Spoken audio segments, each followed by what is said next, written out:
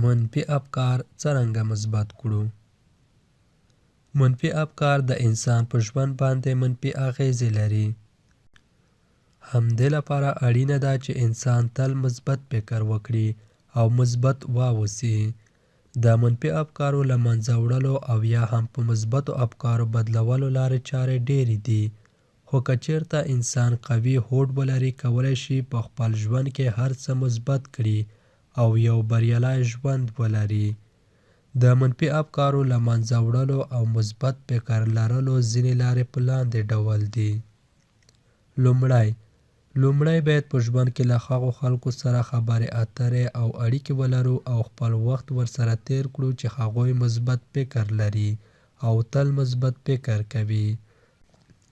د مثبت فکر لرلو لپاره هر څه چې زموږ په ژوند باندې منفي اغیزې کوي، هغه که انسان وي یا بل څه، هغه باید له خپل ځان څخه لرې کړو او ډیر فکر مو هغو خلکو ته وي، هغوی سره په اړیکه کې شو چې هغوی مثبت فکر لري او په ژوند کې هر څه ته مثبت اړخ ورکوي.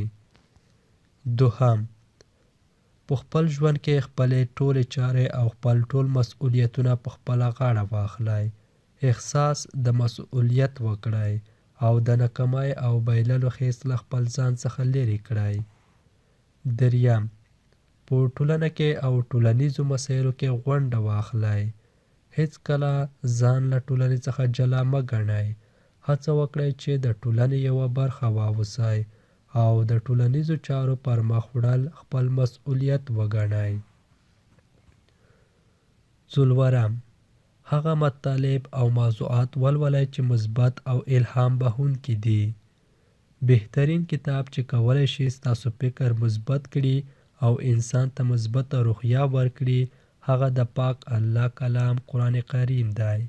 په هره ورځ تلاوت کولو سره خپل فکر بدل کړئ او همدارنګه د پوهانو الهام بخشه ویناو لوستل هم منفي افکار په مثبتو افکارو بدلولی شي.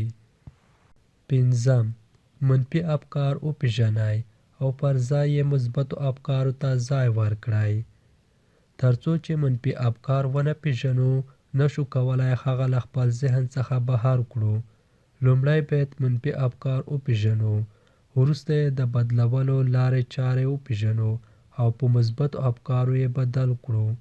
او همدارنګه اړینه ده چې مثبت افکارو په اړه هم باید وپوهیږو او په خپل ذهن کې یې د ودې هڅه وکړو. شپږم، په ژوند کې ځان لپاره موخې وټاکئ او د لاسته راوړلو لپاره یې هڅې وکړئ. مثبت اهداف باید ځان لپاره وټاکو او د خپلو اهدافو لاسته راوړلو لپاره تل هڅې وکړو. څومره چې مخته ځو او څومره چې بریاوې لاسته راوړو، هغومره مو ذهن او افکار مثبت لوري خوا وده کوي او مثبت بدلون کوي. اووم، منفي پایلو ته پام وکړئ.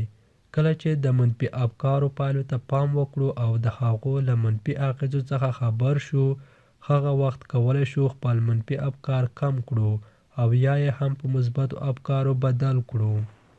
اتم، نورو ته توضیحات وړاندې کړئ.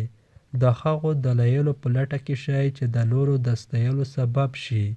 همدارنګه په ستاینه او دلیل ویلو کې رښتیني واوسئ او په مکرر ډول یې وړاندې کړئ. نهم، د ځان پاملرنې هڅې او تمرین وکړئ. خپل ځان ته پوره پام وکړئ او خپل ځان ښه وساتئ. څومره مو چې خپل ځان ته توجه زیاته شي، هغومره مو په ذهن مثبت تاثیر لري او کولی شي ځینې منفي فکرونه مو له ذهن څخه لرې شي او ذهن کې مو مثبت تغییرات راشي. هر څه د انسان په خپل لاس کې دي. دا چې مثبت فکر ولرو یا هم منفي، د دواړو انتخاب مونږ سره دی. نو غوره دا ده چې مثبت فکر او مثبتې لارې انتخاب کړو. لسم، کور او محیط مو سمبال کړئ. په کوم ځای کې چې تاسو اوسیږئ، کور وي یا مو هم د کار ځای، هغه ته پام وکړئ او هڅه وکړئ چې په ښه ډول یې سمبال کړئ. څومره مو چې چاپیریال منظم او په زړه پورې وي، هغومره مو پر ذهن مثبتې اغیزې کوي او د منفي افکارو څخه مو ژغوري.